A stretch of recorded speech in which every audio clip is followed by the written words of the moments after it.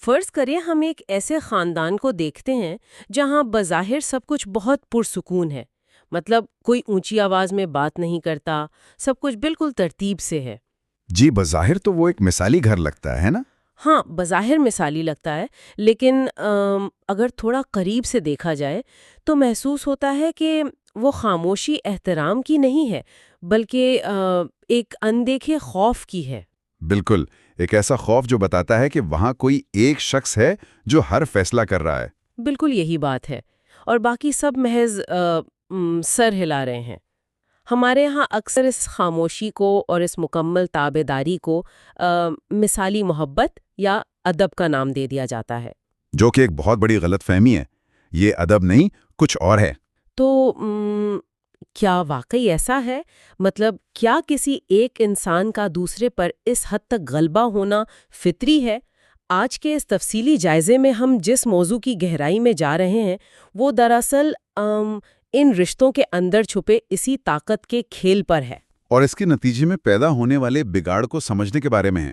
انگیز مضمون ہے حقوق، حدود اور انسانی ذمہ داری کا دینی اور اخلاقی پہلو۔ بہت ہی زبردست اور گہرا مضمون ہے یہ۔ واقعی، اور ہم اس مضمون کی بنیاد پر ایک بہت ہی چبھتا ہوا مگر بنیادی سوال اٹھانے والے ہیں، اور وہ سوال یہ ہے کہ جو اختیار اللہ نے کسی انسان کو دیا ہی نہیں، وہ انسان اس اختیار پر قابض کیسے ہو جاتا ہے؟ یہ ایک ایسا سوال ہے جو ہماری پوری معاشرتی بنیاد کو ہلا کر رکھ دیتا ہے۔ بالکل، تو چلیں اس بات کی تہیں کھولتے ہیں۔ ضرور۔ یہ جو منظر آپ نے کھینچا ہے نا، خاموشی اور خوف کا، دراصل یہیں سے اس پورے مضمون کا اصل مقدمہ شروع ہوتا ہے۔ اچھا، وہ کیسے؟ دیکھیں، جب ہم اس تحریر کو پڑھتے ہیں تو ایک بات بہت واضح ہو کر سامنے آتی ہے کہ اختیار کا تصور ہمارے ہاں بہت بری طرح الجھا ہوا ہے۔ مطلب ہم اختیار کو کچھ اور ہی سمجھ بیٹھے ہیں۔ بالکل، ہم سمجھتے ہیں کہ اگر کسی رشتے میں ہمیں فوقیت حاصل ہے یا ہم بڑے ہیں تو شاید دوسرے انسان کی پوری ہستی پر ہماری ملکیت قائم ہو گئی ہے۔ اوف، یہ تو بہت ہی خطرناک سوچ ہے۔ اور مضمون یہ بتاتا ہے کہ یہ سوچ ہی دراصل اس پورے اخلاقی اور معاشرتی بگاڑ کی جڑ ہے جو آج ہمیں ہر طرف نظر آتا ہے۔ تو پھر اصل میں ہونا کیا چاہیے؟ مطلب اسلامی نقطۂ نظر سے معاشرے کی بنیاد کیا ہے؟ انسانی معاشرے کی بنیاد دراصل ایک بہت ہی نازک توازن پر رکھی گئی ہے۔ اللہ نے انسان کے لیے کچھ حدود مقرر کی ہیں۔ Boundaries, right? باؤنڈریز۔ جب تک انسان ان حدود کے اندر رہتا ہے، تعلقات میں سکون رہتا ہے، انصاف رہتا ہے۔ لیکن جیسے ہی کوئی ان حدود کو توڑتا ہے تو وہ صرف ایک رشتہ خراب نہیں کرتا، وہ دراصل اس پورے توازن کو بگاڑ دیتا ہے۔ لیکن ذرا رکیے، میں یہاں ایک بات سمجھنا چاہتی ہوں۔ جی جی، پوچھیں۔ یہ کہنا تو بہت آسان ہے کہ حد پار نہ کی جائے، مگر انسانی فطرت بھی تو کوئی چیز ہے نا؟ انسان تو ہمیشہ سے طاقت کا بھوکا رہا ہے۔ یہ تو ایک تاریخی حقیقت ہے۔ طاقت کی کشش بہت بڑی ہوتی ہے۔ بالکل، ہم تاریخ اٹھا کر دیکھ لیں یا اپنے ارد گرد کے عام رشتے دیکھ لیں، انسان کی یہ جبلت ہے کہ وہ زیادہ سے زیادہ غلبہ اور کنٹرول حاصل کرنا چاہتا ہے۔ صحیح کہہ رہی ہیں آپ۔ تو جب ایک طرف یہ فطری خواہش ہے اور دوسری طرف ان حدود کی بات ہو رہی ہے تو یہ توازن عملی طور پر کیسے ممکن ہے؟ مطلب مضمون اس تضاد کو کیسے حل کرتا ہے؟ دیکھیں، یہ بہت اہم نقطہ ہے کہ غلبے کی خواہش فطری ہے، اور مزے کی بات یہ ہے کہ مضمون اس حقیقت کو جھٹلاتا نہیں ہے۔ اچھا، تو پھر وہ اس سے کیسے ڈیل کرتا ہے؟ وہ اس کا ایک بہت منطقی حل پیش کرتا ہے، اور وہ حل یہ ہے کہ اسلامی اور اخلاقی اصولوں کے تحت اختیار کبھی بھی اکیلا یا آزاد نہیں ہوتا۔ مطلب اختیار کے ساتھ کوئی شرط لگی ہوتی ہے؟ بالکل، اس کے ساتھ ہمیشہ ایک بہت بھاری وزن بندھا ہوتا ہے، اور وہ وزن ہے ذمہ داری کا۔ ہاں، سمجھ گئی، یعنی جہاں پاور ہے وہاں رسپانسبلٹی بھی ہے۔ بالکل وہی بات۔ ہم غلطی یہ کرتے ہیں کہ ہم اختیار کو تو خوشی خوشی گلے لگا لیتے ہیں، لیکن اس کے ساتھ جڑی جواب دہی کو یکسر بھول جاتے ہیں۔ یہ تو ہمارے معاشرے کا بہت بڑا المیہ ہے۔ اور جب غلبے کے خواہش کے ساتھ یہ ذمہ داری کا احساس ختم ہو جائے نا، تو اس کا نتیجہ صرف اور صرف ظلم کی صورت میں نکلتا ہے۔ ظلم؟ اس کی تھوڑی سی وضاحت کریں گے؟ ظلم کی ایک بہت سادہ سی تعریف ہے، اور وہ یہ ہے کہ کسی چیز کو اس کی اصل جگہ سے ہٹا دینا. یعنی بیلنس خراب کر دینا. بالکل. جب آپ کسی پر اپنی وہ طاقت استعمال کرتے ہیں جس کا آپ کو سرے سے حق ہی نہیں دیا گیا، تو آپ دراصل ظلم کر رہے ہوتے ہیں. ہاں، اگر میں اسے روزمرہ کی زندگی سے جوڑنے کی کوشش کروں تو ایک مثال ذہن میں آ رہی ہے. جی ضرور بتائیں. فرض کریں میں آپ کو ایک بہت ہی طاقتور اور تیز رفتار گاڑی کی چابیاں دے دیتی ہوں. اب یہ گاڑی آپ کا اختیار ہے، آپ کی طاقت ہے. ہاں ٹھیک ہے، گاڑی میرے کنٹرول میں ہے.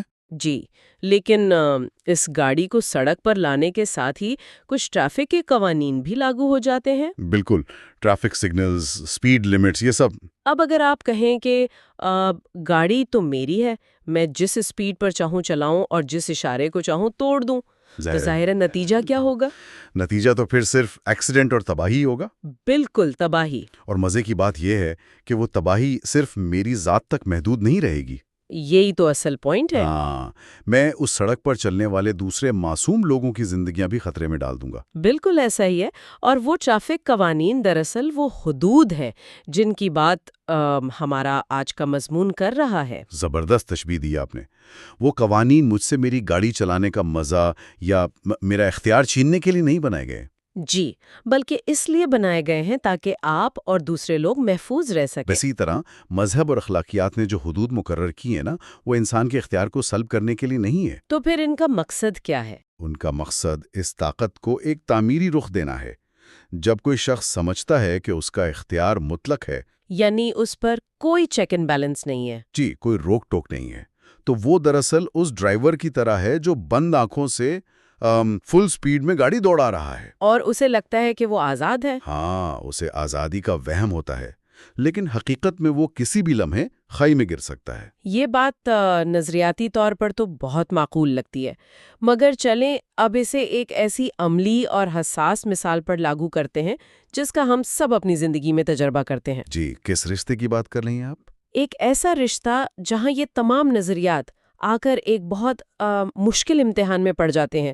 میں بات کر رہی ہوں والدین اور اولاد کے رشتے کی. ہاں، یہ تو واقعی بہت حساس موضوع ہے، اور مضمون میں بھی اس پر کافی تفصیل سے بات کی گئی ہے. ہم سب جانتے ہیں اور اسلامی تعلیمات بھی یہی بتاتی ہیں کہ والدین کا درجہ بہت بلند ہے. بے شک، اس میں تو کوئی دو رائے نہیں ہے. قرآن میں واضح طور پر کہا گیا ہے کہ والدین کو اف تک نہ کہو، مطلب ناراضگی یا جھنجھلاہٹ کا ادنا ترین اظہار بھی منع ہے. بالکل، یہ اللہ کا واضح حکم ہے. لیکن یہاں یہ بات واقعی بہت دلچسپ ہو جاتی ہے، کیونکہ ہمارے کلچر میں اس کا مطلب یہ لیا جاتا ہے کہ والدین کے منہ سے نکلی ہر بات پتھر پر لکیر ہے، چاہے وہ کیسی ہی کیوں نہ ہو. اور یہی وہ مقام ہے جہاں ہم پیغام کے حصے کو تو بہت مضبوطی سے پکڑ لیتے ہیں، اور دوسرے حصے کو مکمل طور پر نظر انداز کر دیتے ہیں. مضمون اس نقطے پر بہت گہرائی میں جاتا ہے. تو کیا کہتا ہے مضمون اس حوالے سے؟ دیکھیں، اس میں کوئی شک نہیں کہ والدین کا مقام بے حد محترم ہے اور ان کی خدمت کو تو عبادت کا درجہ حاصل ہے. بالکل، یہ تو ہم سب مانتے ہیں.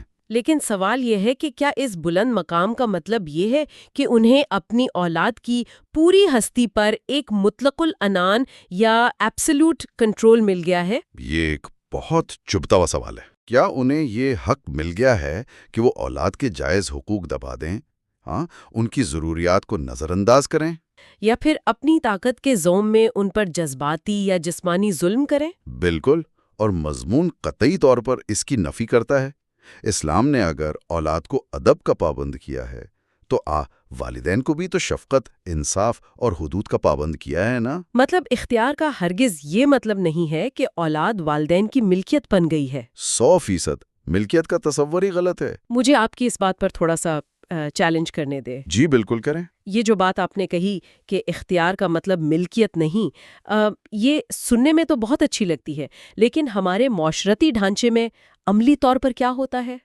پریکٹیکلی تو چیزیں کافی مختلف ہوتی ہیں. وہی نا، ایک طرف وہ واضح اصول ہے کہ آپ اف بھی نہیں کہہ سکتے، اور دوسری طرف آپ کہہ رہے ہیں کہ والدین زیادتی نہیں کر سکتے. جی، یہ دونوں باتیں اپنی جگہ سچ ہیں. تو پھر الجھن یہ پیدا ہوتی ہے کہ اگر والدین واقعی اپنی حد پار کر جائیں. یہ ایک بہت اہم اور تلخ حقیقت ہے ہمارے معاشرے کی. فرض کریں وہ اپنی طاقت کے نشے میں کسی ایسے فیصلے پہ مجبور کر رہے ہیں جو سراسر ظلم ہے، کسی کی زندگی برباد کر سکتا ہے۔ جیسے زبردستی کی شادی یا کریئر کا کوئی ایسا فیصلہ۔ جی بالکل۔ تو اس صورت میں یہ توازن کیسے برقرار رہے گا؟ کیا اولاد کے پاس کوئی راستہ ہے، یا وہ صرف اس لیے خاموش رہیں کیونکہ اسے اف کہنے کی اجازت نہیں؟ یہ سوال بہت بجا ہے، اور یہ وہ مخمصہ ہے جس کا شکار ہمارے ہاں لاکھوں نوجوان ہوتے ہیں۔ یہ تو ایک ایسا پھندا لگتا ہے جس میں اولاد کے لیے کوئی گنجائش ہی نہیں چھوڑی گئی۔ بظاہر ایسا ہی لگتا ہے، لیکن اگر ہم مضمون کا بغور مطالعہ کریں تو وہاں اس کا ایک بہت متوازن حل موجود ہے۔ اچھا، وہ کیا حل ہے؟ الجھن تب پیدا ہوتی ہے جب ہم ادب اور اندھی تابعداری کو ایک ہی چیز سمجھ لیتے ہیں۔ یہ دونوں الگ الگ چیزیں ہیں۔ بالکل الگ ہیں۔ اللہ نے کسی بھی انسان کو چاہے وہ والدین ہی کیوں نہ ہو، یہ اختیار نہیں دیا کہ وہ کسی پر ظلم کرے۔ ظلم کے خلاف کھڑا بھی ہونا ہے اور بے ادبی بھی نہیں کرنی، یہ تو ایک انتہائی باریک تار پر چلنے کے مترادف ہے۔ یہ تار پہ چلنا ہی تو اصل امتحان ہے۔ کیا اولاد جا کر سیدھا سیدھا والدین سے کہے کہ آپ مجھ پر ظلم کر رہے ہیں؟ ہاں، اس کا طریقہ یہ ہے کہ حق بات کہی جائے، اپنے حقوق کا دفاع بھی کیا جائے، لیکن اس کا اسلوب شائستہ ہو۔ یعنی بات کرنے کا انداز تلخ نہ ہو۔ جی، انداز میں نرمی ہو۔ انکار کیا جا سکتا ہے، مگر اس میں بغاوت، گالی، تانا یا بدتمیزی شامل نہ ہو۔ یہ کافی مشکل کام ہے۔ یہ بات سمجھنی ہوگی کہ آپ کسی فعل سے، کسی فیصلے سے اختلاف کر سکتے ہیں، مگر اس رشتے کے تقدس کی پامالی نہیں کر سکتے۔ اختلاف کا حق ہے لیکن بے ادبی کا نہیں۔ بالکل۔ اور یہ بلا شبہ دنیا کے مشکل ترین کاموں میں سے ایک ہے، لیکن یہی وہ مقام ہے جہاں انسان کی اخلاقی پختگی کا اصل امتحان ہوتا ہے۔ اور دوسری طرف کا کیا پہلو ہے؟ دوسری طرف مضمون اس بات کی بھی بڑی سختی سے تلقین کرتا ہے کہ اگر اولاد بغاوت پر اتر آئے، جو کہ آج کل ہم کافی دیکھتے بھی ہیں۔ جی، اور والدین کے جائز حقوق کو بھی پامال کرنے لگے، محض اپنی کسی نام نہاد آزادی کے لیے، تو کیا وہ بھی ظلم ہے؟ تو وہ بھی اسی ظلم کا ارتکاب کر رہی ہے، کیونکہ وہ بھی اپنی حد سے تجاوز کر رہی ہے۔ زیادتی دونوں طرف سے ہو سکتی ہے۔ یہ جو آپ نے رشتے کے تقدس اور اختلاف کی بات کی نا، مجھے لگتا ہے کہ ہم اکثر ان دونوں کو آپس میں گڈمٹ کر دیتے ہیں۔ جی بالکل، حدیں ملا دیتے ہیں۔ لیکن چلیں فرض کریں کہ یہ توازن ٹوٹ جاتا ہے۔ ایک گھر میں والدین حد سے تجاوز کر رہے ہیں، دوسری صورت میں اولاد بے لگام ہو گئی ہے، تو اس کا نتیجہ کیا نکلے گا؟ یہی تو، یہ بظاہر صرف ایک گھر کا مسئلہ محسوس ہوتا ہے نا، ایک پرائیویٹ ذاتی معاملہ۔ جی، لوگ اکثر یہی کہتے ہیں کہ ان کے گھر کی بات ہے۔ تو پھر مضمون اسے اتنی شدت سے کیوں اٹھاتا ہے؟ اس کا باقی دنیا یا پورے معاشرے سے آخر کیا تعلق ہے؟ ہاں، اس کا تعلق دراصل بہت ہی گہرا ہے، کیونکہ کوئی بھی گھر معاشرے سے کٹا ہوا کوئی جزیرہ تو نہیں ہوتا نا۔ بالکل، ہم سب ایک معاشرے کا حصہ ہے۔ مضمون یہ بتاتا ہے کہ مائکرو لیول یعنی خاندانی اکائی میں ہونے والا جو بگاڑ ہے وہ سیدھا میکرو لیول یعنی پورے معاشرے پر اثر انداز ہوتا ہے۔ یہ کیسے ہوتا ہے؟ دیکھیے، جب ایک انسان اپنے ہی گھر میں یہ سیکھتا ہے کہ طاقتور کو ہر بات منوانے کا حق حاصل ہے، تو وہ اس مائنڈ سیٹ کو لے کر گھر سے باہر نکلتا ہے۔ یہ بات مجھے ایک اور تشبیہ کی طرف لے جا رہی ہے۔ جی ضرور شیئر کریں۔ اگر ہم انسانی معاشرے کو ایک مکمل جسم تصور کریں تو یہ خاندان اس جسم کے خلیوں یا سیلز کی طرح ہیں۔ بہت اچھی مثال ہے۔ ایک عام صحت مند خلیہ اپنی ایک خاص حد میں رہتا ہے، اپنا کام کرتا ہے اور دوسرے خلیوں کے ساتھ مل کر پورے جسم کو چلاتا ہے۔ بالکل، وہ ایک نظام کا حصہ بن کر رہتا ہے۔ لیکن جب کوئی خلیہ اپنی وہ جینیاتی حد، وہ باؤنڈری بھول جاتا ہے تو وہ کینسر بن جاتا ہے۔ بالکل۔ ہاں، کینسر دراصل ہے کیا؟ وہ یہی تو ہے کہ ایک خلیہ بے قابو ہو کر اپنی مرضی سے بڑھنا شروع کر دیتا ہے، اور وہ صرف خود نہیں بڑھتا بلکہ وہ اپنے ارد گرد کے تمام صحت مند خلیوں کے وسائل بھی چھیننے لگتا ہے۔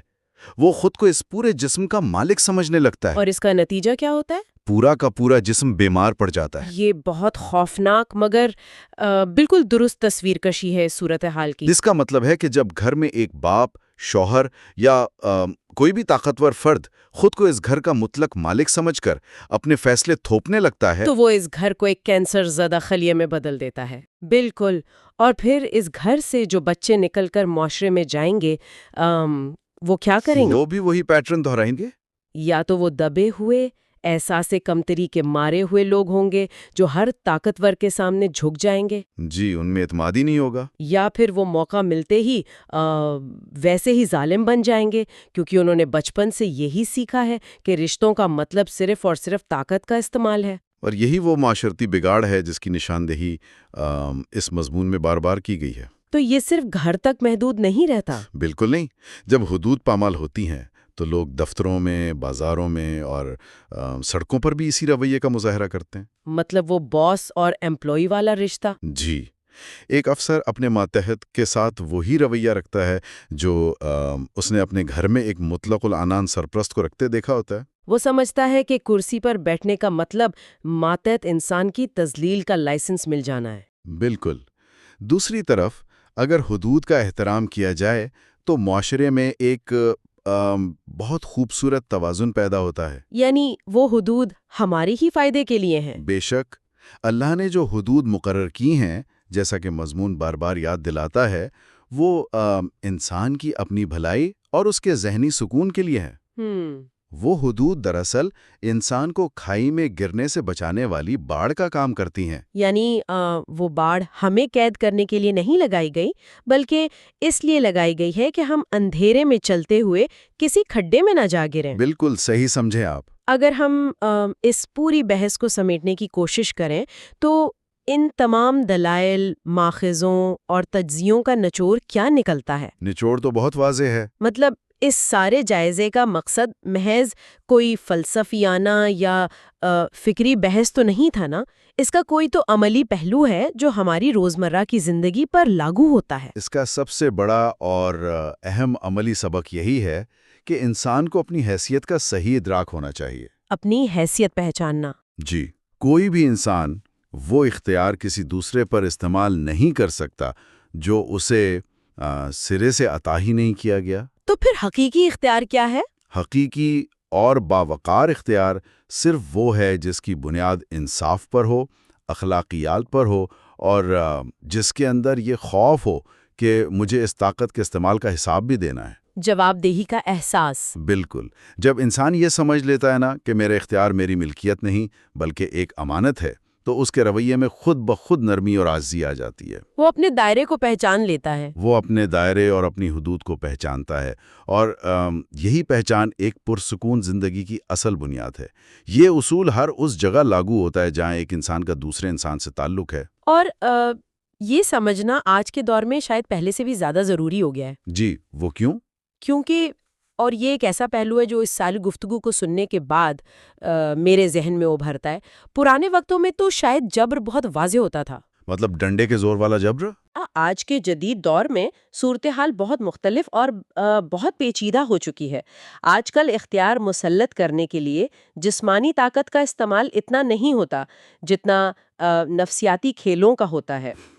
یہ ایک بہت گہری اور بہت اہم بات کی آپ نے۔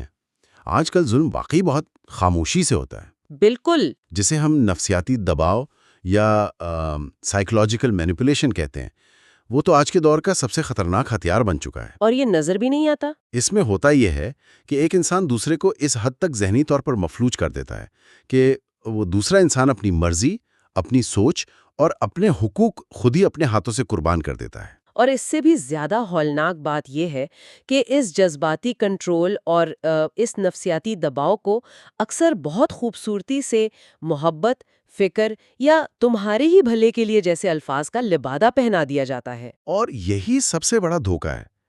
جب کوئی انسان آپ کو یہ یقین دلا دے کہ وہ جو بھی کر رہا ہے، خواہ وہ آپ کی آزادی چھیننا ہی کیوں نہ ہو، وہ صرف اور صرف آپ سے محبت کی وجہ سے ہے، تو اس کے خلاف آواز اٹھانا تقریباً ناممکن ہو جاتا ہے۔ بالکل ایسا ہی ہے۔ اور یہی وہ مقام ہے جہاں انسان کو خود احتسابی کی سب سے زیادہ ضرورت ہوتی ہے۔ یعنی خود کو چیک کرنا؟ جی، کیونکہ جب ظالم کو خود بھی یہ لگنے لگے نا کہ وہ ظلم نہیں بلکہ محبت یا رہنمائی کر رہا ہے، تو وہ اپنی ان تمام حدود کو پار کر جاتا ہے جن کا ذکر مضمون میں کیا گیا ہے، اور اسے اس کا ذرا سا بھی احساس تک نہیں ہوتا۔ تو اس سب کے بعد ایک سوال پیدا ہوتا ہے، ایک ایسا سوال جس کا جواب شاید کسی کتاب میں سیدھا سیدھا نہ ملے، بلکہ ہمیں خود تلاش کرنا پڑے گا۔